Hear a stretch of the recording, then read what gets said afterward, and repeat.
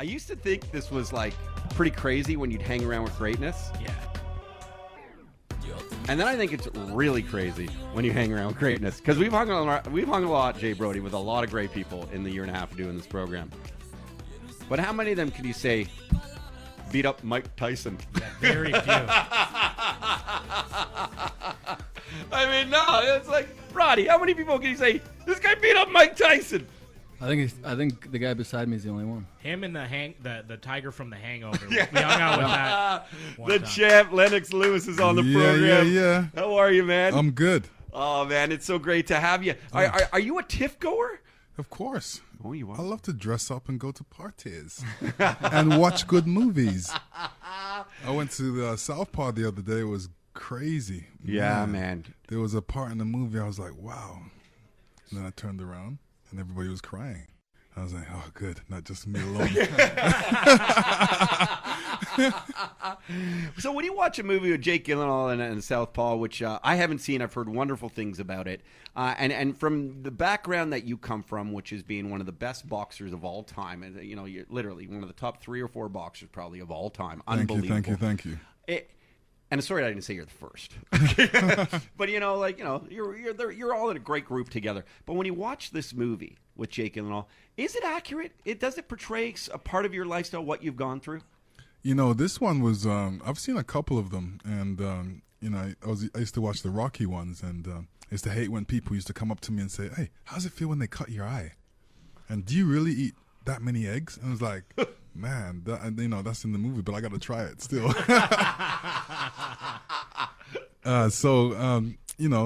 And then those movies, I'm like, I'm seeing it as from a boxing side and saying, oh man, the stunts are not really good. The guy looks like he's moving his head. And then I seen Southpaw, and they're getting better at the stunts because it was more real. It looked like he was actually taking the punches, so he put himself into this part, which was good. Did you meet Jake at all? Yeah, lovely guy, lovely. And he must have been. I mean, it must have been an honor as an actor to meet you, knowing that he portrayed you. Did he apologize to you, saying I maybe didn't do it justice for how boxers truly are? No, he actually realized what boxers go through because he went through the whole training aspect of it, and probably got hit a couple of times. So he knows you can't walk in the rain without getting wet. Jay Brody, we're here right across from Lennox Lewis, and is it weird seeing a man who's so beautiful but get hit in the face a few times? Like, look at this guy. You're like a beautiful angel. Kill me anytime he wants to, but just won't. It's a wonderful thing.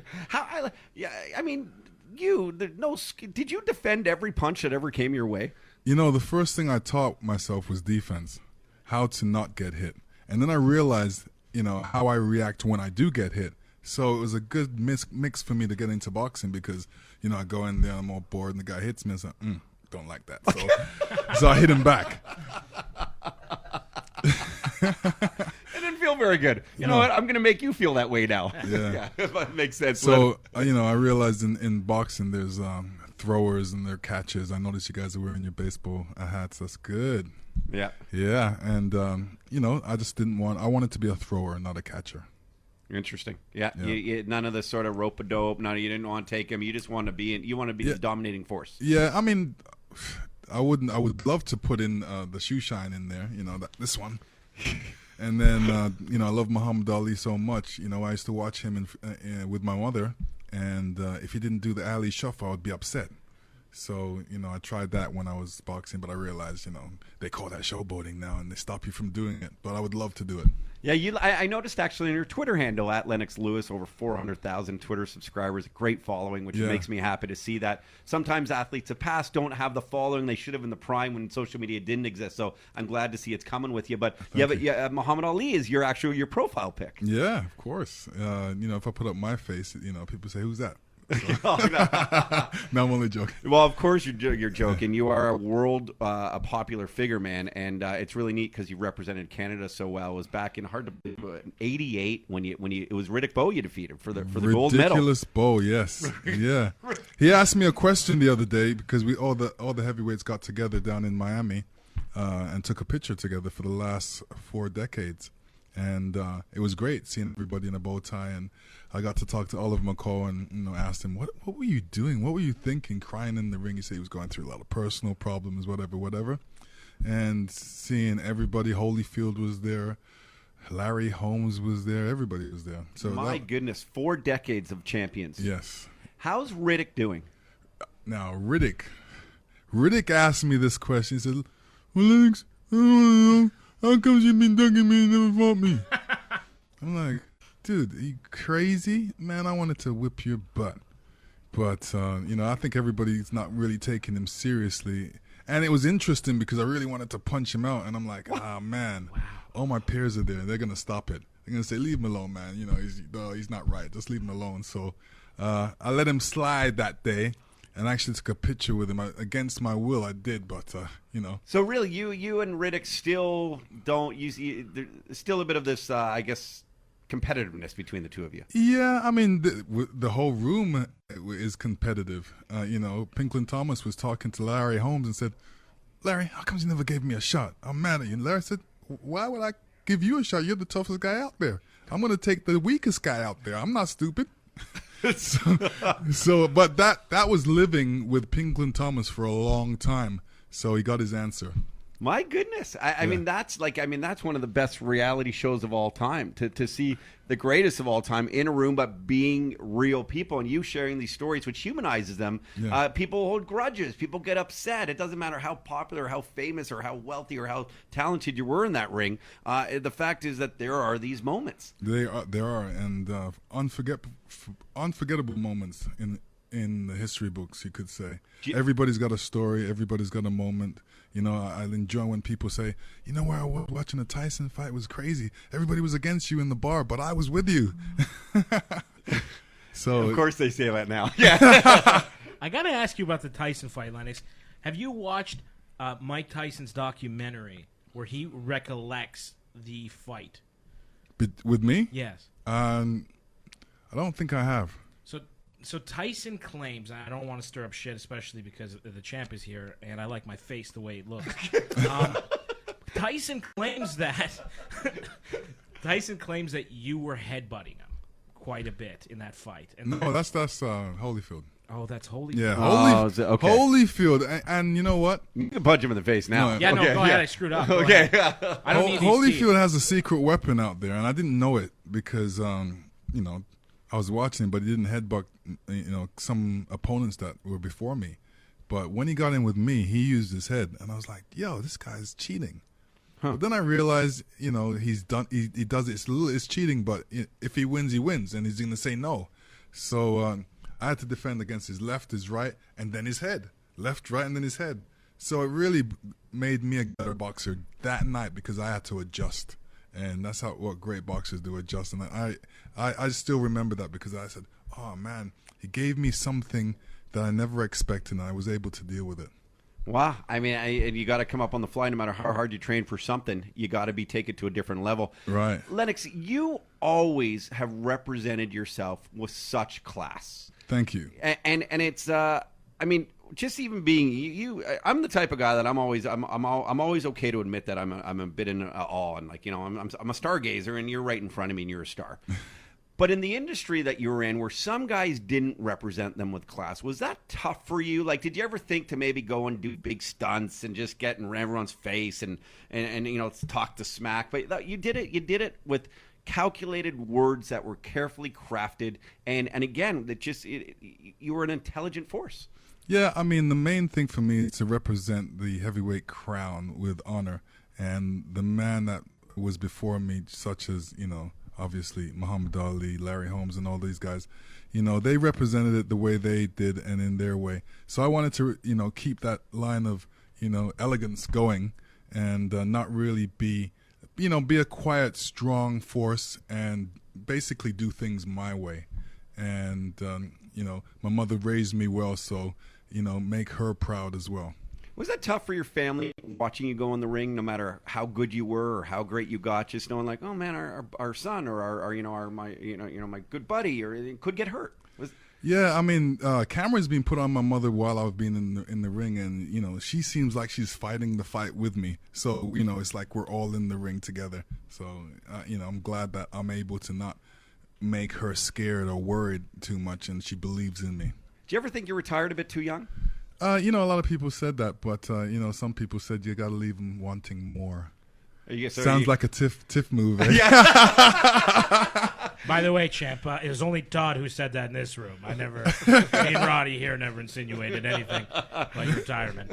No. I mean, no. You're still doing so well. Yeah, I mean, well, you know, what I wanted to do was win the heavyweight championship of the world. That's a goal I set for myself.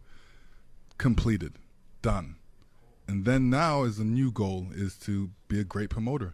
Boxing, create a stage for young kids in Canada, because I had to leave, so they can see this. You know, there's heavyweight boxing in my city. Let me take my dad. Let my dad take me. Let me watch and enjoy world championship boxing here. So, you know, there's other sports that are here, baseball, soccer, basketball. Boxing's just as great, and people want to see it. So I want to show especially the Canadian people, that we can have great boxing events. We can bring sexy back to boxing. And it's happening tomorrow night. It's you happening brought tomorrow. sexy. Tell us about the fight at the Rico, the fights at the Rico tomorrow night. We've got a couple big fights. We've got Superman, Adonis Stevenson. He's great. I mean, you know, he's a knockout artist, and he represents Kronk. He's got a great trainer, Sugar, and he's going against Tommy Kopensky. Tommy Kopensky came up here with his family, looks very confident, and to me that makes a good fight, because one guy says, "Are you ready?" You know, we had weigh-in today at the Rico Center. This is where the fight's going to be. And there was some tense moments, because when they do the face-to-face, it kind of reminded me of when I do the face-to-face, so I was living it with them. And just before, you know, you could feel the pressure building up, and I said, all right, that's enough, and look towards the camera. So they started looking towards the camera. First they were looking at each other. I thought something was going to break out, but nothing broke out. I was there to stop it, but it was... You got those, you're 6'5", so you can hold them away with, I'm sure, your arm span. Oh, yeah. So tomorrow night's going to be some great fights. We got Razor Ruddock in common, the Canadian heavyweight champion. Nobody really knows too much about him, but he's going to make everybody know about him tomorrow night. And some younger fights. Is that Big Country? They call him Big Country, right? Big Country, yeah. I love it. I love that name, Big Country, in boxing. Yeah, it sounds like a country western singer, right? Yeah, right. Yeah. I asked him, where do you get that name from? I forgot what he said.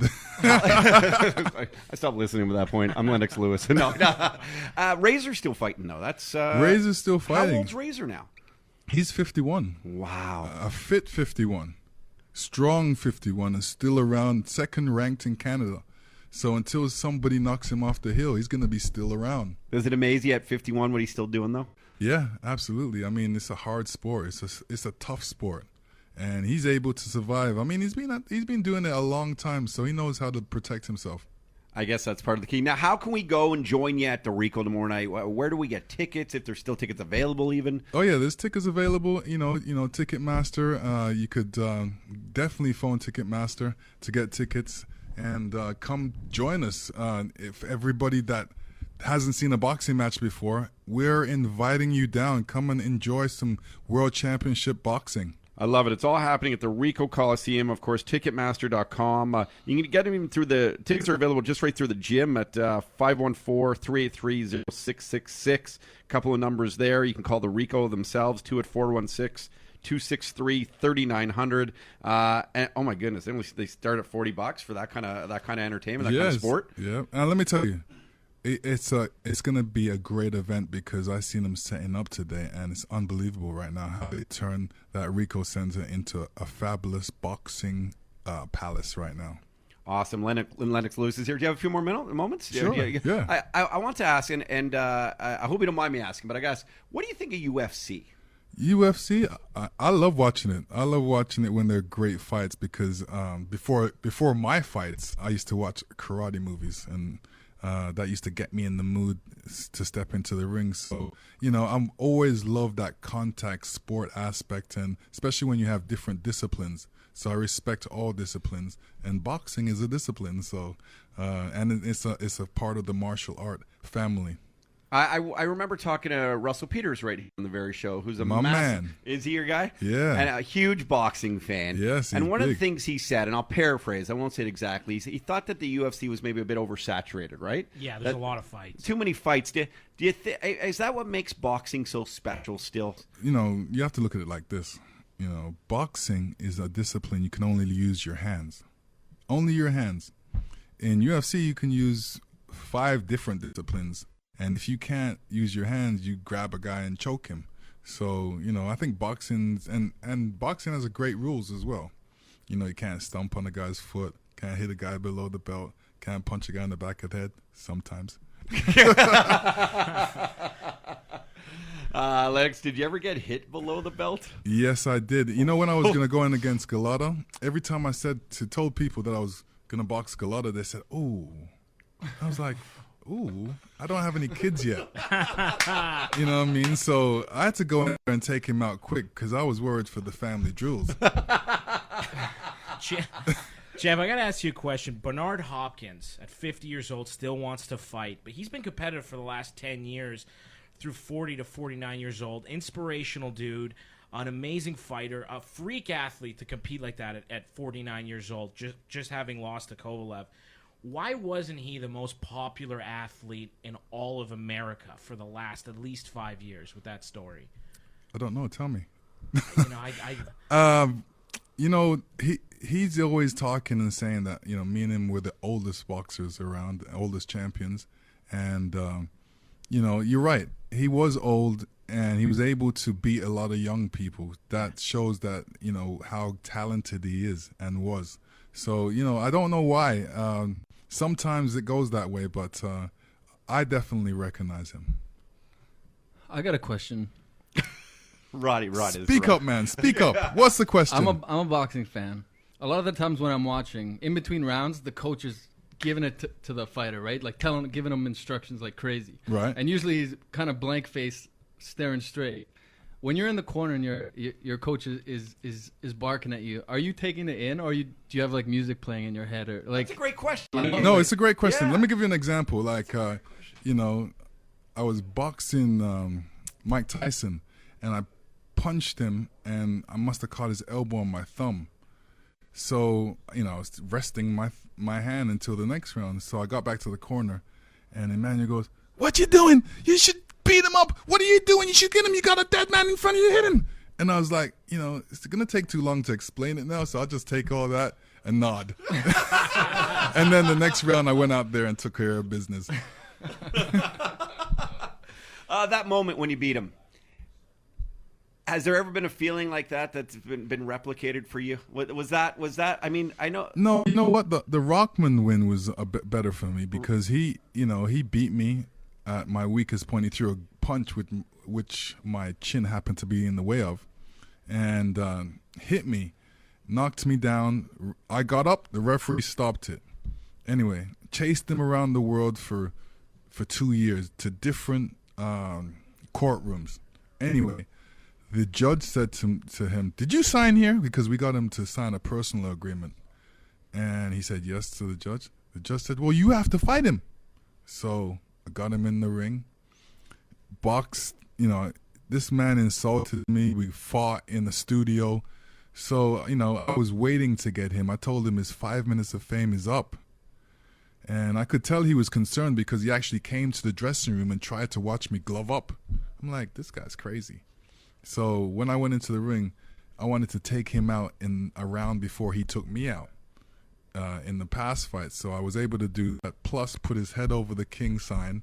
And Don King was his promoter at the time, so Don King loved that.